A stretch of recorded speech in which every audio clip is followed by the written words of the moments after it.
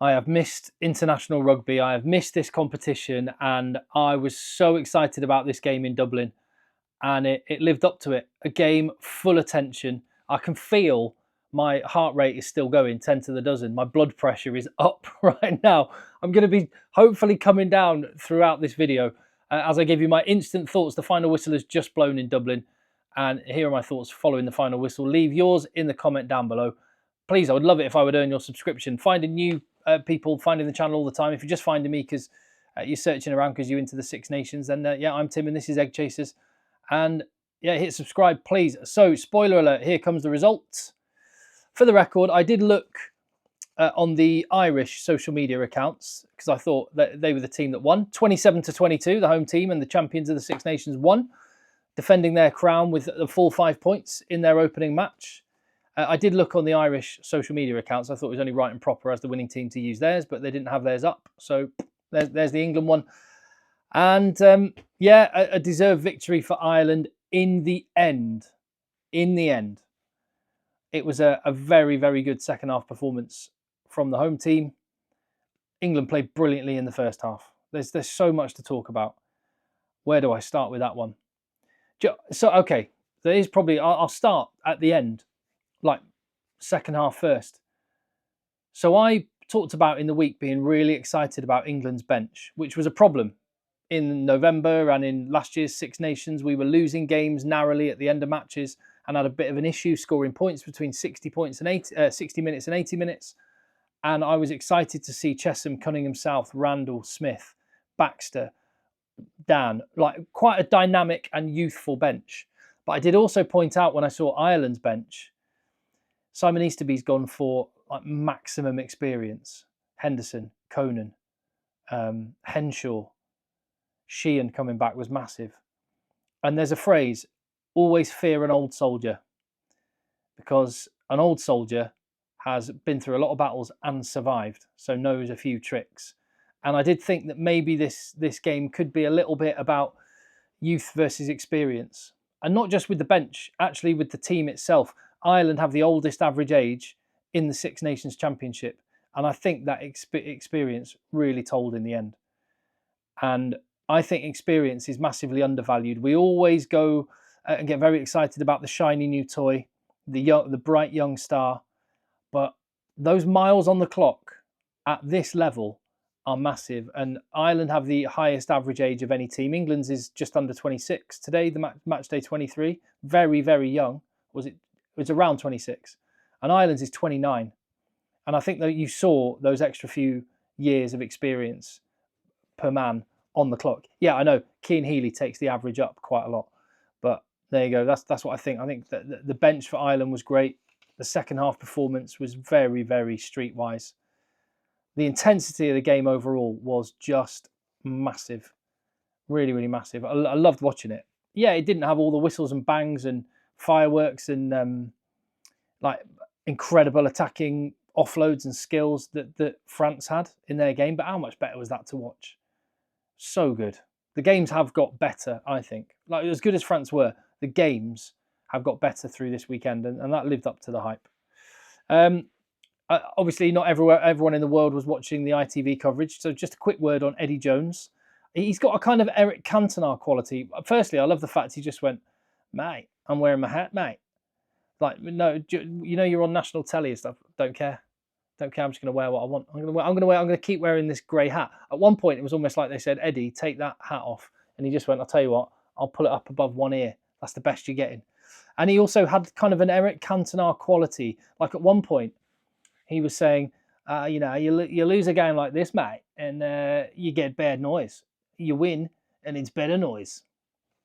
I mean, there's some sense there somewhere. And then you had Johnny Wilkinson being at one with the ball. I quite like the combo, to be honest, along with Brian O'Driscoll. But anyway, Brian Habana with the Sage advert. I keep taking the mick out of I identified that my opponent was slow in the turn, but I'm going to miss it when it's gone. And Sage debuted a new advert with Marcus Smith today, just before kickoff. Right, anthems as well. Brilliant. Right, so the guy who sang the anthems, he's got a proper pair of pipes on him, hasn't he? Like, he can sing. And fair play to him for that. I actually prefer Paris last night and Scotland earlier today with no singer. controversial opinion. Some people think, I remember England got criticised in November. There were people from around the world saying it was disrespectful that England didn't have a singer for the other national anthems. I quite like it without singers personally, but there you go. Yeah, so the atmosphere seemed really good. First half, England were tactically excellent. And I'll just talk about England very briefly overall and some of the positives, because there were negatives, no question. But some of the positives, I think there's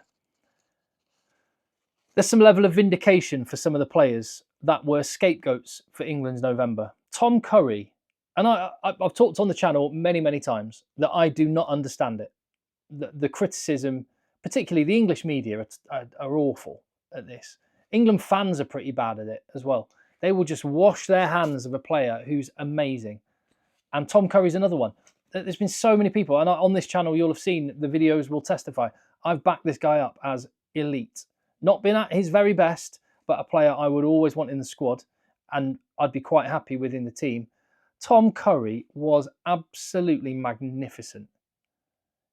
And he's answered any critics he's got. I thought Henry Slade was really good. And the amount of stick that guy got in November, he didn't deserve that either, I didn't feel. And do you know what? England's defence was pretty solid for the most part. So a few of the things from November, England have got better at. And that first half performance was good, really good from England. They have the three open sides on the field, the Curry twins, Twindaloo and Ben Earl, were just all over Ireland's breakdown. Winning turnovers.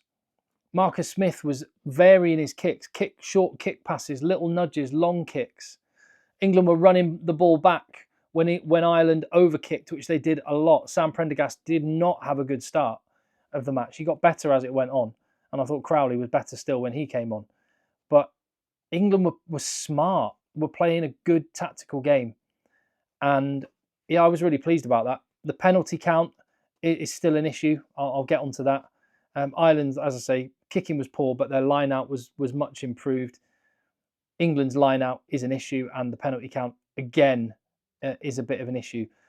Taking threes, it's easy to say when Ireland, scored, got their bonus point try, got the full 5 points, and the game was won. It was a consolation try from Tommy Freeman at the end that only got England a losing bonus point.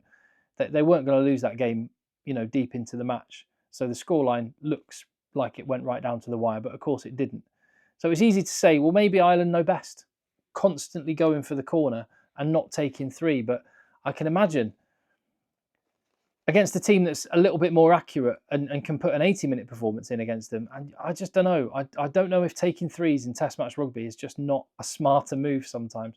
And Ireland were just again and again going for the corner, quick tap penalties, and it wasn't working in that first half. It wasn't working. That try from Caden Murley as well took to international rugby in those first 10 minutes like a duck to water. He had some issues later on, which I'll get onto. Ollie Lawrence carry, and everything that England did that was good, Ollie Lawrence was kind of the spark today. He gave the direct focus. Absolute peach of a little nudge through from Henry Slade. The two of them as a combo I thought worked well, Slade and Lawrence. 10 minutes in, international rugby's easy for Caden Murley. He's got himself a try. Ireland were getting penalties but not taking them. They got that try from Ronan Kelleher, but it was disallowed. Unfortunately for Tyg Byrne, there was a perfect camera angle, which the TV director showed perfectly in vision of his dark arts holding Maro Itoje in, quite rightly so. And then there was an England no try. Slade intercepted it and gave the little lift out the back to Alex Mitchell, but it was disallowed because the ball brushed Maro Itoje's forearm by the smallest of amounts. So England were quite unfortunate there. Could have been stepping on the gas with a lead, but they didn't. Smith got a yellow. Prendergast had been making some poor calls, kicking too deep, but started to get into the game. That old Sexton wraparound, some of the attacking shapes were coming into it. Holes were starting to appear. Shots were on both teams. Van der Fleer is a machine. George Martin was taking names with some of the shots he put on. Tom Curry with massive turnovers. Caelan Doris is a brilliant player. Defence was good, except for one missed tackle from Alex Mitchell on James Lowe. The power of that guy. Just managing to get off me and away, and he's gone. And Jamison Gibson Park in, step Freddie Stewart, It's not Freddie Stewart's strongest part of his game, one-on-one defence, and he got squared up. Gibson Park ghosts around him, and a penalty for England just before half-time, and it's 5 points to 10. And I think England had to have made more of the ball and the opportunities they had. That said, they rode their luck. They managed to hold Ireland out and keep them to just one try, despite those repeated penalties on their own line, despite a yellow card going against them for those repeated penalties. And you just wonder now, you look back on it, it's easy to say now, England had the 6 forwards on the bench, but were they spent? Or was it that Ireland changed things in the second half? Because the second half was a completely different story, wasn't it? And yeah, I mean, the margins at this level are very, very small. Now, a lot of England fans, let me talk about Ben O'Keefe, the referee. I've seen this on WhatsApp groups I'm in. I've seen it on messages online. There's a lot of England fans going in hard on Ben O'Keefe. And kind of the same reason that I did a video earlier today on the third France try from last night. I think that fans were inclined to make like definite statements about things which are not definite. They're subjective. They're up in the air.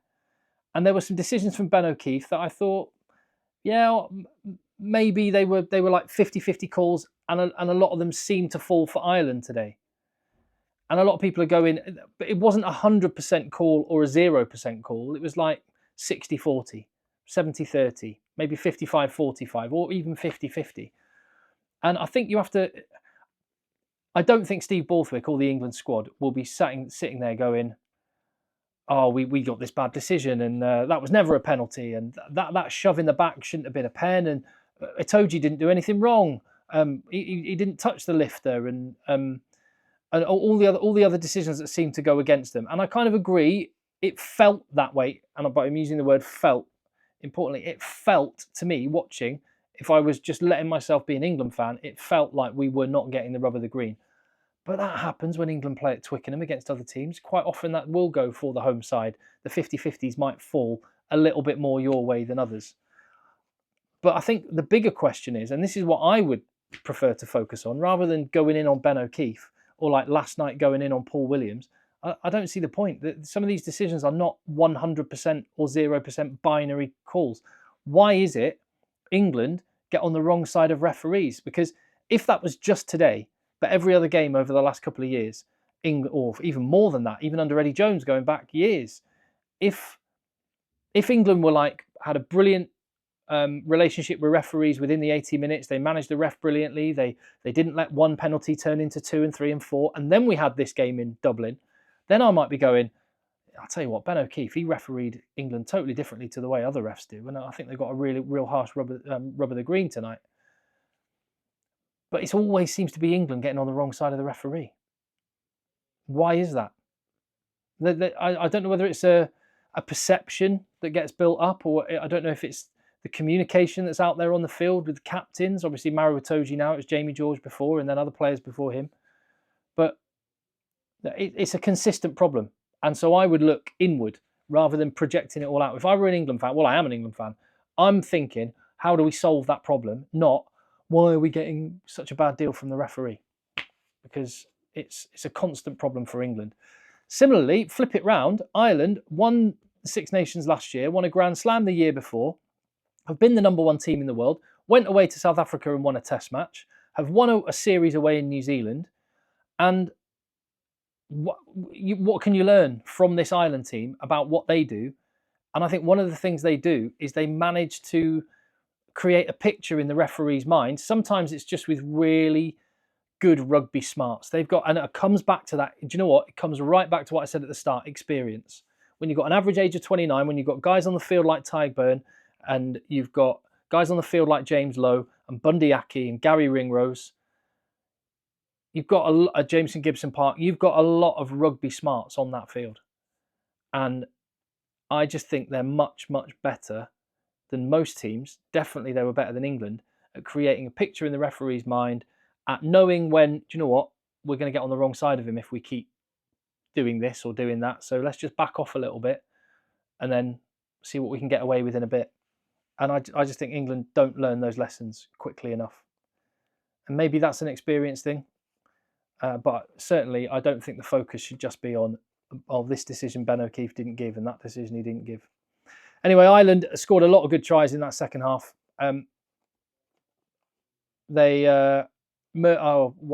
Completely lost my. Oh yeah, Murley. Talk about experience. He was under pressure in that second half. And again, I think that's the story of this game for me: experience and youth. Murley was brilliant early, but got found out eventually. Prendergast his kicking was a bit poor, but he made some fixes and made some learns. Bundy Aki looked a bit slow and lethargic, opposite Ollie Lawrence initially, but then grew into the game and had a massive impact. Henshaw was great coming off the bench. But what a finish by Bundy Aki for that second try. Just muscled it up, took 3 England players on and levelled the scores at 10-all. And then, yeah, Ben O'Keefe got on England's back. Henry Slade first, Maro Itoje, and England go from being in Ireland's 22 to back on their own line. 13. Well, they concede the penalty first. 13-10 Ireland are in front. Referee does call the captains over at one point and say, right, no more pushing and shoving whatsoever. Which is why I did think James Lowe was probably a little bit lucky to get away with running in and giving a push on Chandler Cunningham South. But again, youth, Chandler Cunningham South, a little bit too. I've just slightly mistimed the hit. And he also, Chandler Cunningham South, was probably so desperate to make up for that mistake where he gave away the penalty with before Keenan had come back to the ground, that he just desperately wanted to get off the line and smash someone, left the hole open, and bang, through goes James Lowe. Training ground move, Tyburn with the try. England's heads were gone. Caden Murley with that decision in his own dead ball area. Randall with a really, really bad kick. And while these players, England's heads were gone, Jack Conan came on and was brilliant. Is there an argument Jack Conan should start 6 for Ireland next week? I thought he was fantastic off the bench. Sheehan, what a player. Name a more iconic duo. Dan Sheehan and scoring in that left-hand corner at the Aviva Stadium. And Ireland were just in control. And they just showed, like I say, rugby smarts, experience, pedigree, call it what you want. They've just got it. And that is what championship teams need. And I admire it from Ireland.